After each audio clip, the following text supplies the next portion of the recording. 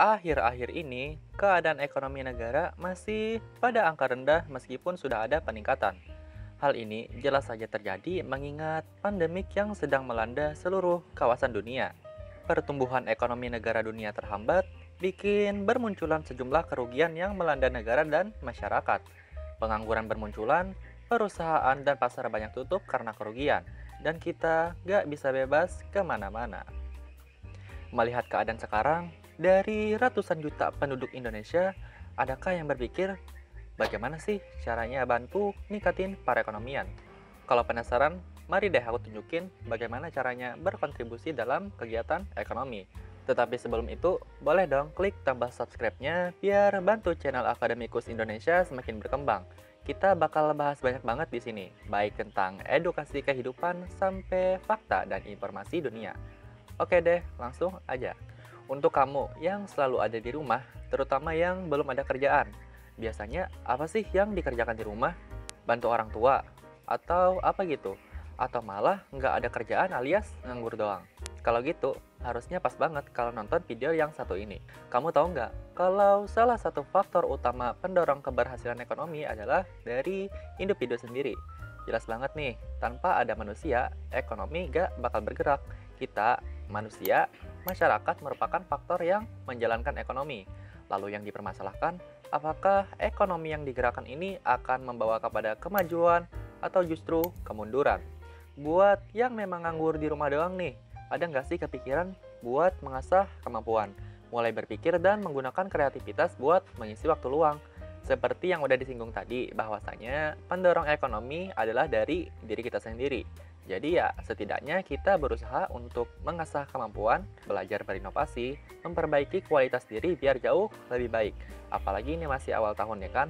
Pasti resolusi-resolusi tahun baru masih lagi fresh-freshnya. Lalu gimana nih? Nah, kalian pasti punya hobi. Coba hobi bukan sekedar dijadikan peralihan jikalau lagi jenuh. Bisa dari hobi kalian sendiri, diasah biar lebih bermanfaat daripada sekedar buat manjain diri. Banyak orang-orang sukses itu berasal dari apa yang ia hobi atau minati. Yang jago nulis misalnya, atau yang suka nulis cerpen, fanfic, atau tenlit misalnya. Coba gitu, tuangin hobinya di aplikasi khusus nulis. Siapa tahu dilirik penerbit, terus bisa jadi novel. Atau yang suka gambar nih, coba gitu, tuangin kemampuannya di aplikasi-aplikasi komik. Atau yang suka rancang dan bikin bangunan di Minecraft, coba gitu, belajar desain-desain gambar bangunan. Buat belajar kalau-kalau di masa depan kuliahnya ke arsitektur. Ini nih namanya membangun kualitas diri. Nah, kalau inovasi yang kayak gimana? Inovasi artinya memperbaharui yang sudah ada atau penemuan baru yang berbeda dari yang sudah ada. Orang-orang yang pandai berinovasi berani mematahkan aturan-aturan lama demi hal yang baru. Contoh nih, ketika zaman dulu ya, ketika akhir-akhir abad pertengahan sampai revolusi industri, banyak kan tuh penemuan-penemuan baru yang menyalahi aturan lama. Salah satu contohnya adalah penemuan pesawat. Dulu itu ada manusia yang kepengen terbang, kan benar-benar di luar kemampuan manusia. Ternyata berhasil dipatahkan dengan penemuan pesawat, sehingga manusia akhirnya bisa terbang. Atau lagi contoh yang paling dekat sama kita. Dulu ya, kita taunya kalau Milo itu merek susu serbuk doang yang dicampur sama air hangat. Lalu beberapa tahun yang lalu muncul inovasi es kepal Milo. Nah, kan udah nyalahin aturan nih. Yang harusnya cuman buat susu doang, malah jadi bahan es kepal. Ini namanya inovasi, berani mematahkan aturan lama buat suatu hal yang baru. Jadi viral, bikin untung sendiri dan nambah pendapatan. Maka itu tadi, kadang hal-hal yang nggak terduga bisa muncul karena inovasi. Indomie nih, yang notabene sebagai mie instan doang, bisa jadi donat. Jadi itu tadi, memperbaiki kualitas diri plus belajar berinovasi. Bermanfaat banget bukan hanya buat diri sendiri, tapi juga sebagai pemicu peningkatan ekonomi. Kenapa seperti itu? Karena ekonomi yang baik menandakan kualitas sumber daya manusia yang baik. Lalu, selain memperbaiki kualitas diri dan belajar berinovasi tadi, salah satu hal yang bisa kita lakukan buat bantu ekonomi adalah dengan cara menjaga dan memelihara sumber daya alam yang ada, menggunakannya secukupnya, mengolahnya menjadi suatu hal yang bermanfaat. Ini ada kaitannya lagi dengan inovasi tadi. Misalnya nih, sebuah batu sungai doang dikelola dan dimanfaatin dengan baik, diinovasikan bisa jadi batu akik, bikin penambahan pendapatan. Alam merupakan penyedia apa yang ingin kita produksi. Penggunaannya pun jangan sampai bikin ekosistem yang ada menjadi rusak, biar bisa terus bermanfaat sepanjang waktu. Kurasa ini nggak perlu dibahas lebih jauh, so kita lanjut ke pembahasan selanjutnya. Lalu lagi nih, dengan cara memelihara prasarana negara. Nah, sebagai warga negara yang baik, kita itu harus bisa menjaga apa yang sudah pemerintah sediakan untuk kepentingan kita.